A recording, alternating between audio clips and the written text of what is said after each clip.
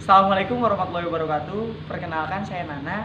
Ini saya akan menerangkan sedikit mengenai penelitian saya yang berjudul Difraksi Celah dan Kisi Ganda. Di sini penelitian yang saya lakukan adalah berbasis eksperimen dengan pemenuhan tugas mata kuliah Teknik Penulisan Ilmiah.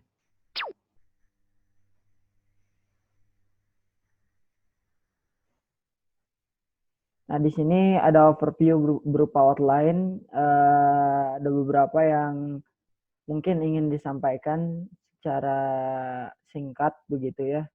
Yang pertama yaitu ada pendahuluan, kemudian ada teori yang mendasari, kemudian selanjutnya yaitu ada metode penelitian, hasil dan pembahasan, serta kesimpulan di akhir. Nah, untuk pendahuluannya sendiri, kita mengetahui bahwa cahaya ini merupakan satu gelombang elektromagnetik.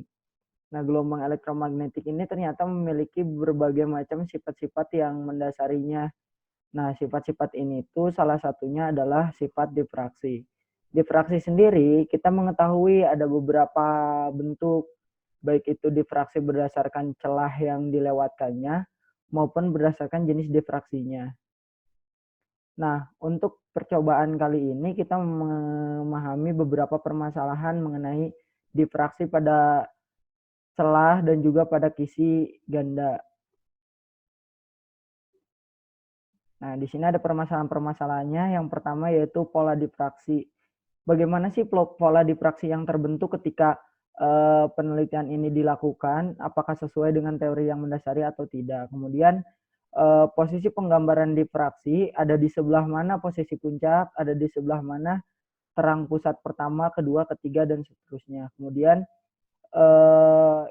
intensitas difraksi ini dapat dicari dari berbagai perhitungan analitik, kemudian dibandingkan hasilnya dengan hasil yang terlihat, apakah intensitas cahayanya semakin terang, semakin gelap, atau sebaliknya. Kemudian, apakah kondisi lingkungan ini berpengaruh terhadap kegiatan penelitian yang kita lakukan? Jika iya, apa saja parameter-parameter yang mempengaruhinya? Kemudian, untuk teori dasarnya, ada beberapa yang terkait dengan cahaya.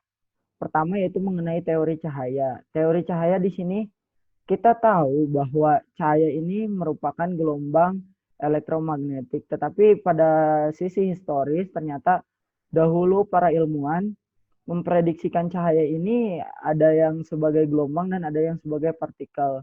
Itu dinamakan dengan dualisme cahaya. Teori-teorinya memang sangat berkembang dan juga dinamis serta penuh dengan bantahan gitu. Kemudian akhirnya muncul konsep yaitu yang dinamakan dengan sifat-sifat cahaya dari penggambaran gelombang elektromagnetik. Kemudian ada juga mengenai sifat cahaya yang paling khusus yaitu difraksi dan interferensi. Bagaimana pola perilakunya, bagaimana hasil yang didapatkan serta bagaimana penggambaran-penggambaran serta grafiknya. Kemudian di sini ada juga penggunaan kisi difraksi. Ini akan dibahas di praktikum dan percobaan kali ini.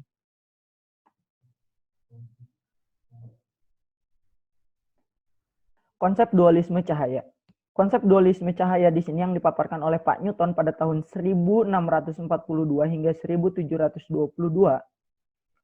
Beliau berpendapat bahwa cahaya ini dipancarkan dari partikel-partikel yang sangat kecil dan ringan, serta arah dan geraknya itu menyebar ke segala arah. Kemudian kecepatannya juga sangat besar. Di sini dapat disimpulkan bahwa cahaya ini merupakan partikel-partikel yang memiliki kecepatan tinggi dibandingkan dengan partikel lainnya. Kemudian pada tahun 1629 hingga 1665, Pak Huygens juga memberikan pendapatnya mengenai cahaya, di mana cahaya ini pada dasarnya sama dengan gelombang bunyi pada umumnya. Yang membedakan hanya pada hal frekuensi dan juga panjang gelombangnya. Kita dapat melihat dari dua pernyataan. Beliau berpendapat tentang teori cahaya, tetapi yang kita lihat bahwa pendapatnya ini saling bertentangan.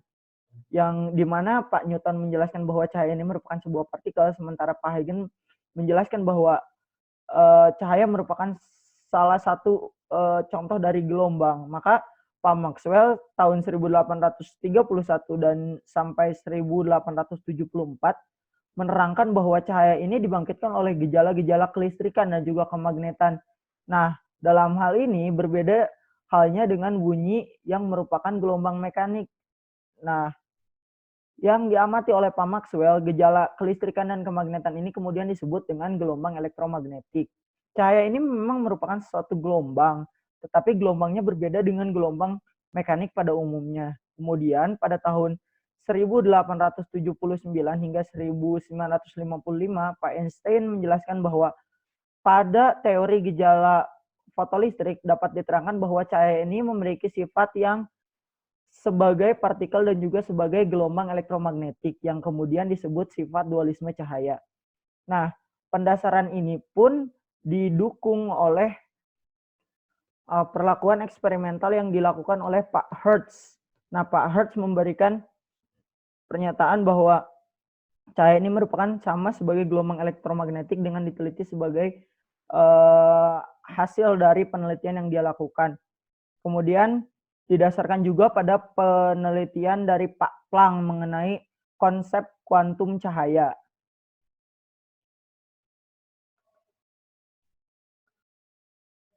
Kemudian kita tahu bahwa ada sifat cahaya atau property of light, di mana ini merupakan bagian dari penurunan sifat dualisme cahaya yang kita ketahui sebagai gelombang elektromagnetik, di mana cahaya ini memiliki sifat-sifat yang pertama yaitu ada transmisi, kemudian ada absorpsi, ada refleksi, dan juga ada refraksi dan dispersi yang tidak disebutkan di sini.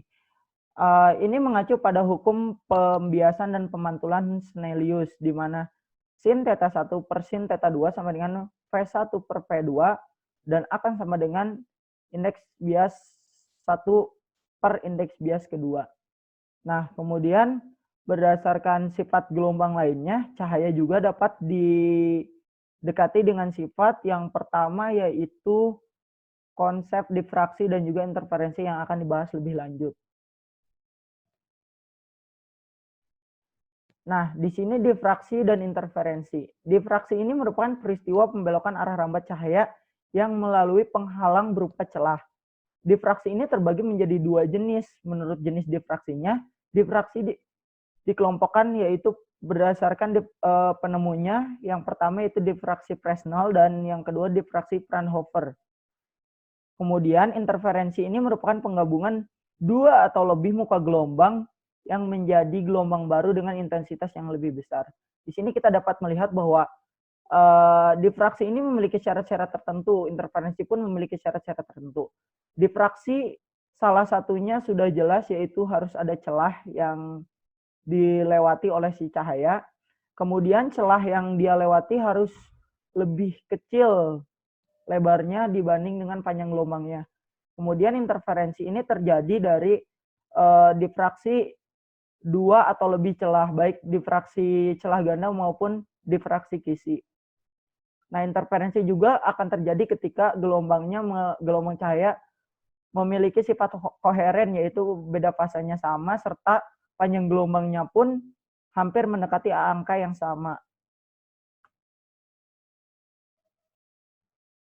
Nah, di sini ada difraksi Fresnel. Difraksi Fresnel merupakan pola gelombang pada titik ordinat Y, X, Y, dan Z dengan memenuhi persamaan sebagai berikut. Nah, di sini dengan persamaan E fungsi X, Y, Z akan sama dengan Z per I lambda kali integral E fungsi X aksen, Y aksen, dan 0 dikalikan dengan E pangkat IKR per R kuadrat dalam arah D X aksen dan Y aksen. Kemudian di sini dapat terlihat bahwa di mana R itu besarnya akan sama dengan akar dari perkalian akar dari X min X aksen dikuadratkan ditambah dengan Y min Y aksen dikuadratkan ditambah Z kuadrat.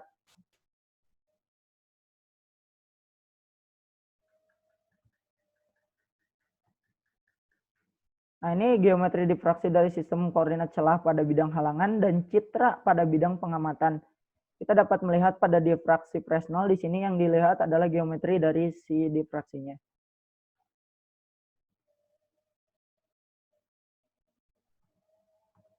Diffraksi Fraunhofer. Diffraksi Fraunhofer di sini kita mengamati pada percobaan di penelitian bahwa ada yang dinamakan dengan celah tunggal dan celah ganda. Nah, kemudian jika bidang pengamatan masih jauh dari penghalang, pola diffraksi sudah menyebar sedemikian rupa sehingga hampir tidak ada keserupaannya dengan apertur. Kemudian perubahan-perubahan jarak seterusnya hanya mengubah ukuran pola tersebut tapi tidak mengubah bentuknya. Inilah yang dinamakan dengan diffraksi Fraunhofer-nya. Berbeda dengan yang tadi, kalau yang tadi itu hanya melihat geometrinya, sementara diffraksi Fraunhofer di sini melihat perubahan ukuran polanya juga. Kemudian di sini juga ada penggambarannya untuk celah tunggal. Nah, dapat terlihat bahwa proses diffraksinya ada di sini. Kemudian memenuhi persamaan D sin theta sama dengan N lambda untuk persamaan diffraksi celah tunggal.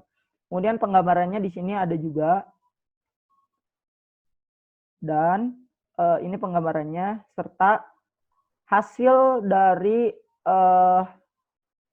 pola gelap terang yang terlihat. Di sini ada titik di mana ini merupakan terang pusat yang sangat menonjol, tapi single di sini terlihat. Gitu. Kemudian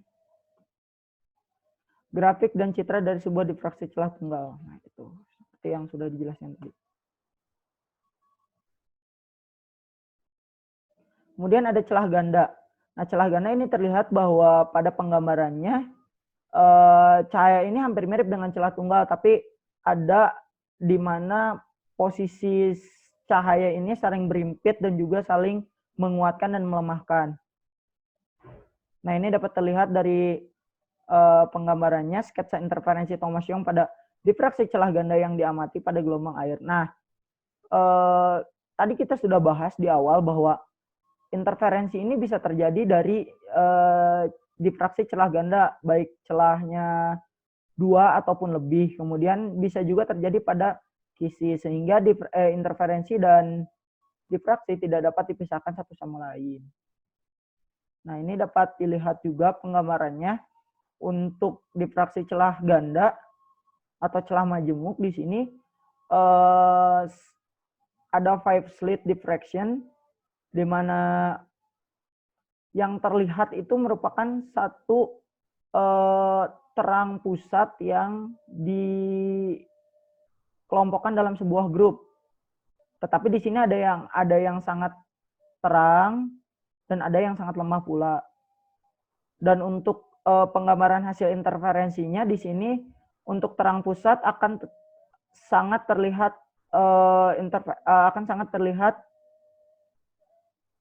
intensitas yang paling tinggi dengan jenis gelombang dengan jenis cahaya polikromatik. Sementara untuk yang memiliki sudut nanti ada penguraian. Nah, penguraian dan pelenturan cahaya ini akan mengakibatkan spektrum warna yang berbeda, di mana semakin ke samping semakin banyak cahaya yang diuraikan, tetapi intensitasnya semakin kecil karena panjang gelombangnya pun semakin kecil, begitu. Ini untuk first order pertama, kemudian order kedua dan order seterusnya. Kemudian di sini di metode penelitian kita memiliki alat yang di sana isinya ada tempat lensa, kemudian ada tempat pengamatan, kemudian ada tempat kisi, parameter jarak, kemudian ada perhitungan arus, kemudian ada perhitungan penglihatan si cahayanya, kemudian ada tempat untuk melihat orde-orde cahayanya yang terlihat. Nah, ini merupakan suatu sistem penelitian yang berbasis diffraksi kisi dan celah ganda.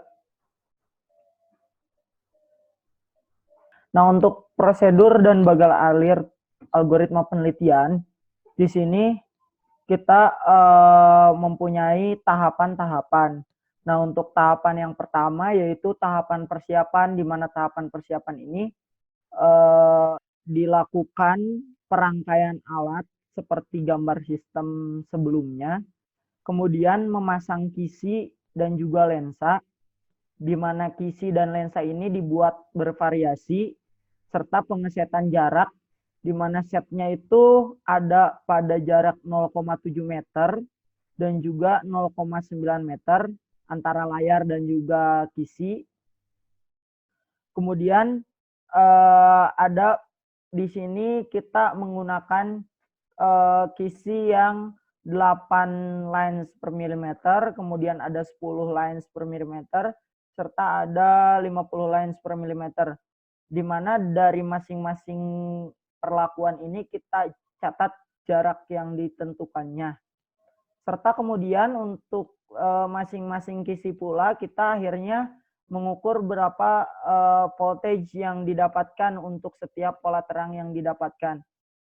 Berapa tekanannya dihitung, kemudian dilakukan pengolahan data yang terakhir serta analisis kesimpulan, dan kita dapatkan data yang hasilnya itu sangat-sangat kredibel dari hasil eksperimen. Kemudian ini data hasil penelitiannya. Data ini terhimpun dalam tabel 1 untuk sampel data dengan panjang 0,9 meter dan jumlah kisi 10 serta 50.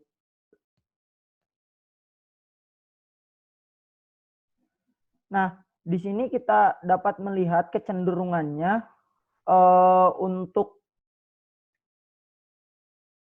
nilai voltage dari masing-masing penggambaran, di mana terlihat bahwa tegangan yang terukur cukup besar itu berada pada kondisi di mana Y-nya itu di titik 0 atau titik pusat. Dia yang paling terang sehingga tegangan yang terbentuknya juga cukup tinggi begitu.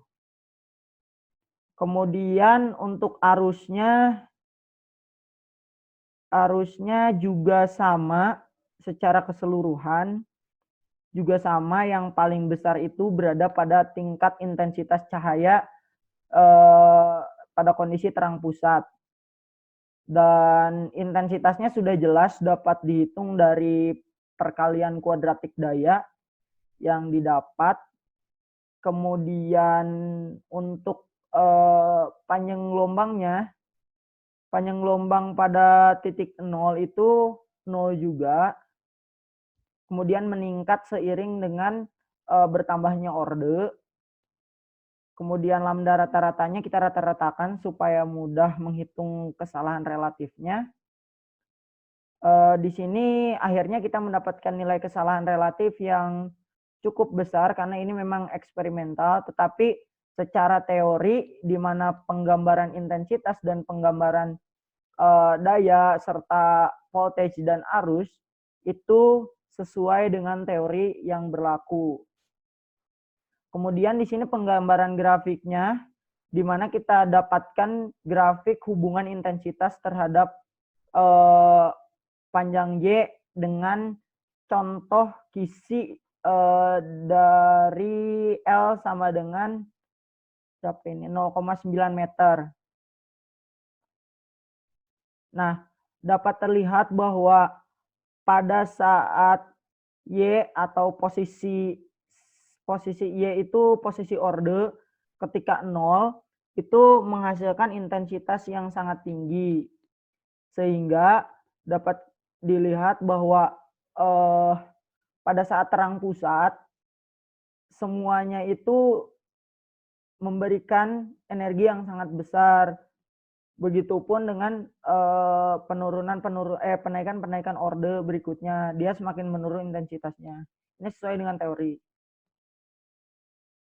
Nah, di sini reviewnya untuk bagian pendahuluan sudah dilakukan, di mana latar belakangnya kita pada sesi ini melihat bahwa kondisi teori tentang cahaya dan juga sifat-sifat yang menyertainya, kemudian teori yang mendasari juga sama. Metode penelitiannya menggunakan teknik difraksi Fraunhofer, kemudian dengan alat-alat yang sudah tersistem, serta untuk hasil dan pembahasannya telah dilakukan sebelumnya. Ini question, dan untuk kesimpulannya, sesuai dengan tujuan penelitian bahwa intensitas difraksi merupakan perkalian kuadrat antara daya yang ada pada eksperimen. Kemudian ini didapatkan hasil intensitas sampel pada saat L sama dengan 0,7 dan Qc 8 lines per milimeter. Intensitasnya yaitu 1,5 kali 10 pangkat min 7 kandela.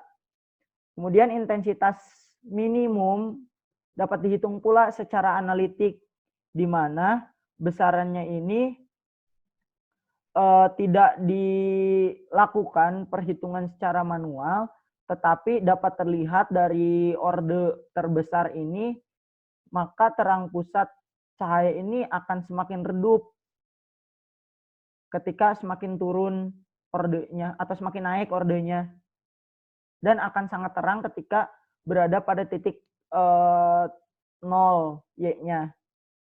Kemudian didapatkan intensitas cahaya sampel pada saat Qc 10 lines per milimeter dengan panjang 0,9, yaitu 2,56 kali 10 pangkat min 26 kandela. Serta persebaran distribusi intensitas ini hampir merata di setiap titik, sehingga tidak ada istilahnya ketika ordenya semakin naik, intensitasnya semakin naik pula. Jadi intensitas yang paling tinggi ada pada saat terang pusat. Kemudian ini yang membedakan yaitu pada intensitas puncak, itu titik pusat. Kemudian berapa sih besaran yang didapat, yaitu dapat disimpulkan juga bahwa besaran intensitas maksimum yaitu 1,05 kali 10 pangkat min 7 kandela dalam Qc 8 lines per milimeter.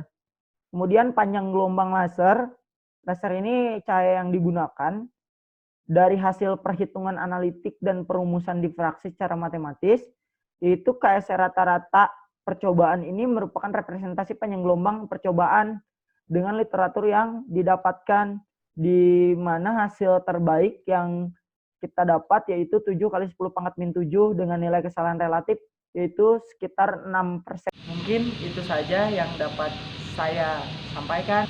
Kurang lebihnya mohon maaf. Akhiri, wassalamualaikum warahmatullahi wabarakatuh.